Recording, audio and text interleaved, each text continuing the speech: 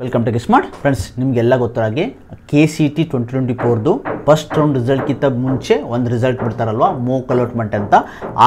ಆ ಮೋಕ್ ಅಲಾಟ್ಮೆಂಟಲ್ಲಿ ಏನೇನು ಪ್ರೊಸೀಜರ್ ಇರುತ್ತೆ, ನಾವು ಏನೇನು ಫಾಲೋ ಮಾಡಬೇಕು ಈ ವಿಡಿಯೋದಲ್ಲಿ ಕಂಪ್ಲೀಟಾಗಿ ಹೇಳ್ತೀನಿ ಫ್ರೆಂಡ್ಸ್. ಇದಕ್ಕೂ ಮುಂಚೆ ನಮ್ಮ ಚಾನಲ್ ದಯವಿಟ್ಟು ಸಬ್ಸ್ಕ್ರೈಬ್ ಮಾಡ್ಕೊಳ್ಳಿ, ಹಾಗೂ ಬೆಲ್ ಹಾಕಿ. ಇದೇ ರೀತಿ ಕಂಟ್ರೋಲ್ ಕೊಡ್ತಾ ಇರ್ತೀನಿ ನಿಮಗೆ.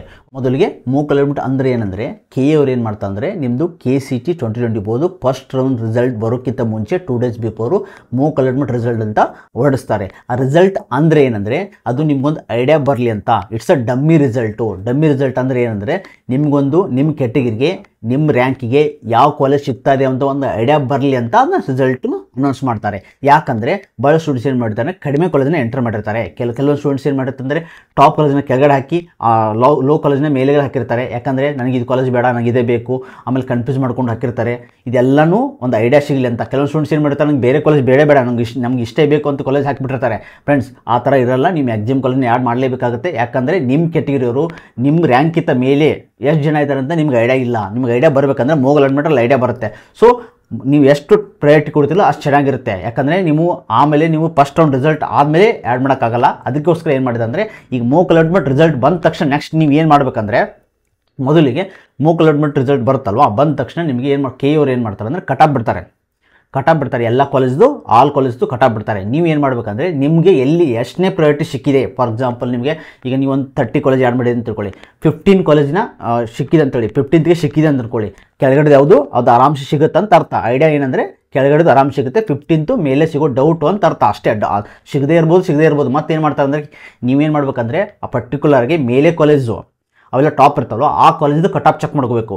ನಿಮ್ಮ ಕ್ಯಾಟಗಿರಿಗೆ ಎಷ್ಟಿದೆ ಆ ಪರ್ಟಿಕ್ಯುಲರ್ ಕಾಲೇಜಲ್ಲಿ ಕಟಾಪ್ ಚೆಕ್ ಮಾಡ್ಕೊಂಡು ಐಡಿಯಾ ಸಿಗುತ್ತೆ.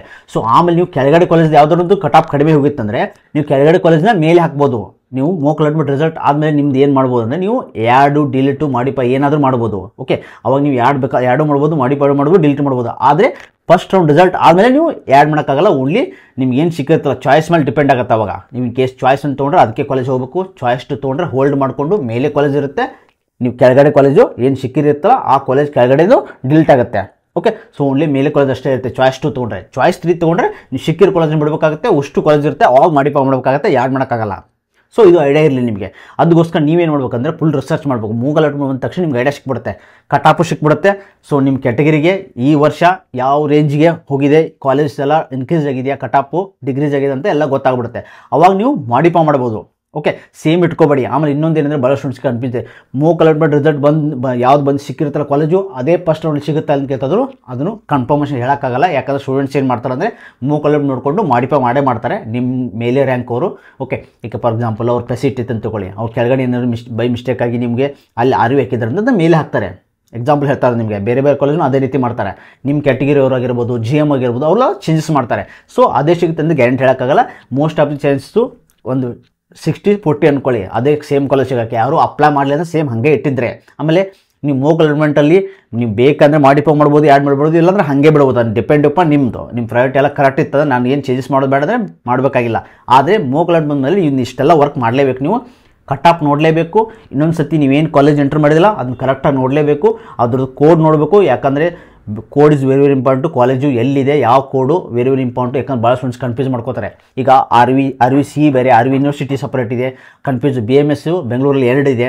ಓಕೆ, PESIT ಅವರಲ್ಲಿ 4 ಇದೆ ಆಲ್ ಓವರ್ ಕರ್ನಾಟಕದಲ್ಲಿ. ಸೊ ಕನ್ಫ್ಯೂಸ್ ಮಾಡ್ಕೋಬೇಡಿ. ಕೋಡ್ ನೋಡ್ಕೊಳ್ಳಿ, ಏರಿಯಾ ನೋಡ್ಕೊಳ್ಳಿ, ಟಾಪ್ ಕಾಲೇಜ್ ಯಾವುದು ಅಂತ ಕನ್ಫರ್ಮ್ ಮಾಡಿಕೊಂಡು ಆಮೇಲೆ ಚೇಂಜಸ್ ಮಾಡ್ಕೋಬೋದು. ಓಕೆ, ಸೊ ಇದು ಕಂಪ್ಲೀಟಾಗಿ ಮೋಕ್ ಅಲಾಟ್ಮೆಂಟ್ ಇಸ್ ಡಮ್ಮಿ ಅಲಾಟ್ಮೆಂಟು. ನಿಮಗೊಂದು ಐಡಿಯಾ ಬರೋಕ್ಕೆ ಕೊಡ್ತಾರೆ.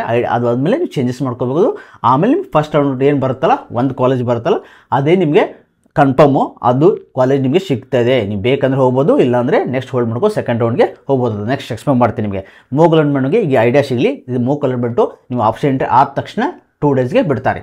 ಓಕೆ ಫ್ರೆಂಡ್ಸ್, ಸೊ ಎಲ್ಲರಿಗೂ ಅರ್ಥ ಆಗಿದೆ ಅನ್ಕೋತೀನಿ. ಇದೇ ರೀತಿ ಅಪ್ಡೇಟ್ ಆಗಿ ನಮ್ಮ ಚಾನಲ್ ಸಬ್ಸ್ಕ್ರೈಬ್ ಮಾಡ್ಕೊಳ್ಳಿ. Thanks for watching guys. Please subscribe.